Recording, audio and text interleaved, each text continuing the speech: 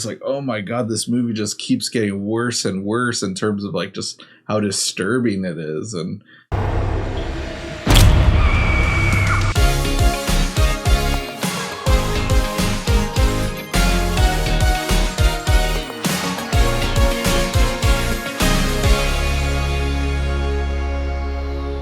what's up, YouTube? It's Drive By Movies here, and you are watching Fresh Releases. My name is James. My name is Blaze. And today we're checking out the film that came from Cannes earlier this year, The Innocents.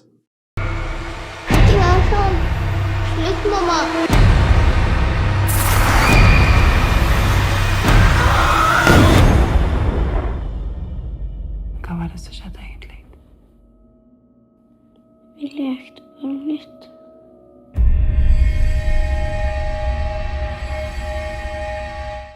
So, Eskelvat's The Innocents is the story of a bright Nordic summer and a group of children that reveal their dark and mysterious powers when the adults aren't looking. In this original and gripping supernatural thriller, playtime takes a dangerous turn. So this film, it's a little punny there, but this film isn't, I guess, a remake. There is also a 2016 version of The Innocents that's a remake. This is the original version, Nordic movie. So this comes from the minds that brought us films such as Thelma and also Worst Person in the World, which we were gushing about earlier this year, but it's a film from last year. This film's kind of an original look. It's definitely a horror movie, but it's kind of a little more along the lines of something like we recently watched, like The Hatching, which is also this Scandinavian movie. They're both kind of could be almost along the lines of like a dark fairy tale in a way, but I felt like this film, along with Hatching, really just it surprised me. I thought this was such an excellent horror movie that isn't so typically and typical horror as we know it, but it was just a very well told film, and just the storytelling was top notch in this one. I guess you could say elevated horror is back and all. First and foremost, though, I just want to, clear the air. If you're going to be talking about this movie in conversations with other people about movies, if you ever come up to me and bring up, like it kind of reminded me of Chronicle, I'm going to fucking punch you in the face.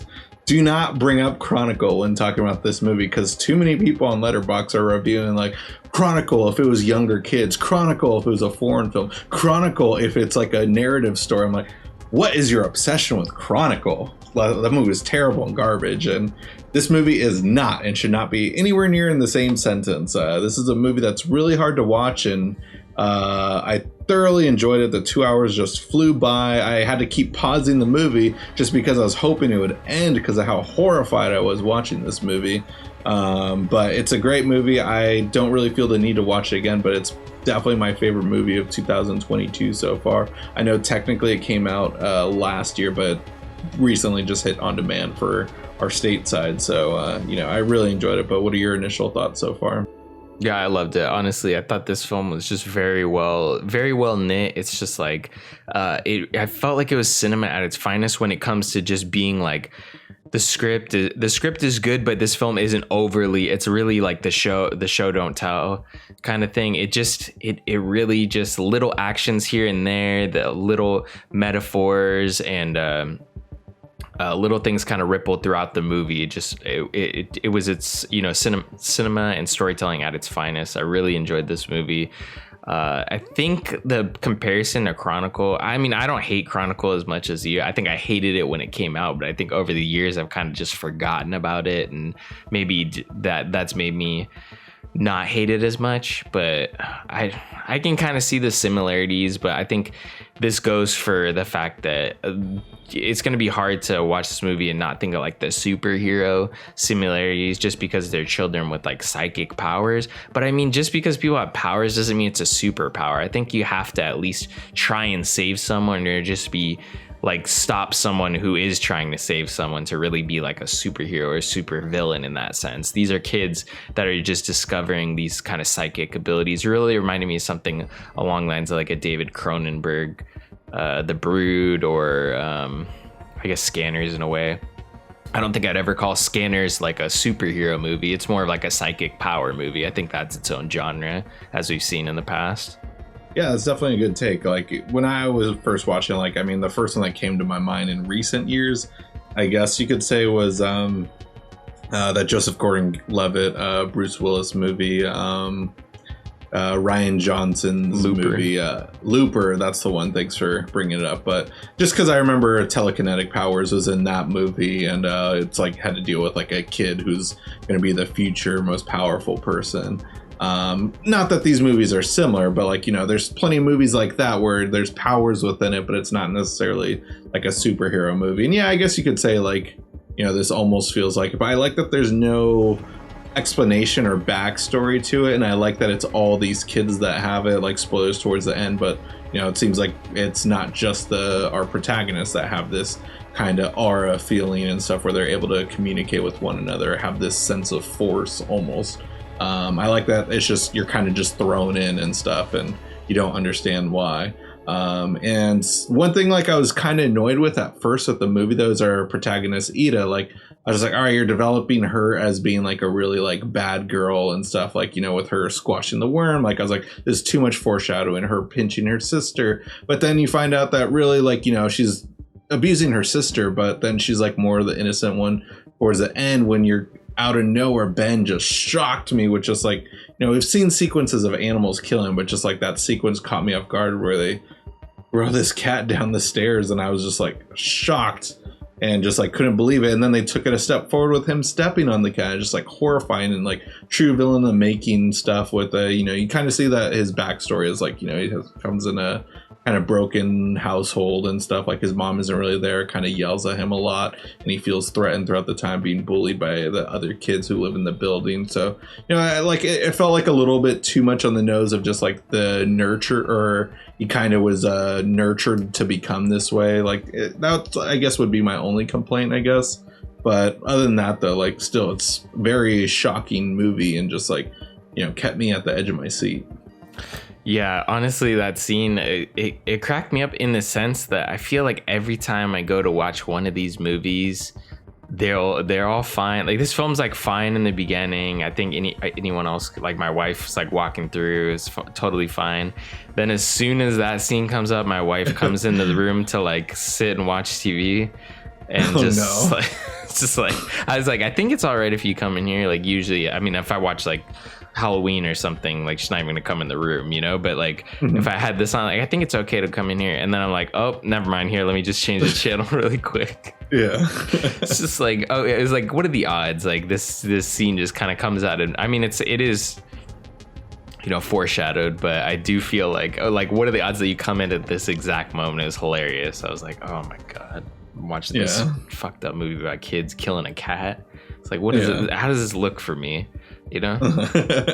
Yeah, I know. Like, I think that alone right there is probably going to steer some people to not want to watch this movie. Like, you know, I think that's like something I've been seeing more recently, where it's becoming like a trigger warning where animals are harmed in a movie and stuff. And, you know, rightfully so, because those scenes never really set well with me. But, you know, I've seen everything at this point where, you know, I'm kind of used to watching it, despite me hate watching it and stuff too. But it's, you know, effective here. I like that it's not glorified or anything. It's really to help develop and further these characters for the most part, and just see what they're capable of in the future and stuff later on into the movie. And just works really well, because that's just the first of like many evil things this kid does. Like, he's a creepy villain in this movie too, and it's like, you know, like, I was like, all right, this is already bad enough they threw a pan at his mom, bad enough that he dropped what's it called, boiling water on her legs and hot dogs, and then like and then bad enough also though that like she's saying call the police, and he does it, and then it's like 4 days later, and I was shocked. I thought like, oh, maybe like, you know, she's in the hospital now, he's just living alone or something. No, it's like 4 days later, and her body's just still right there, and he's ran out of food, and he's just living in filth. And it's like, oh my god, this movie just keeps getting worse and worse in terms of like just how disturbing it is. And you know, I appreciated that realistic take on like what like kids would use their powers for, and you know, it seems like it would be fun. And I thought this movie captured very well what it's like to be a kid. Not so much Ben, but the other kids and stuff playing with each other, as someone who grew up with a lot of kids in my neighborhood.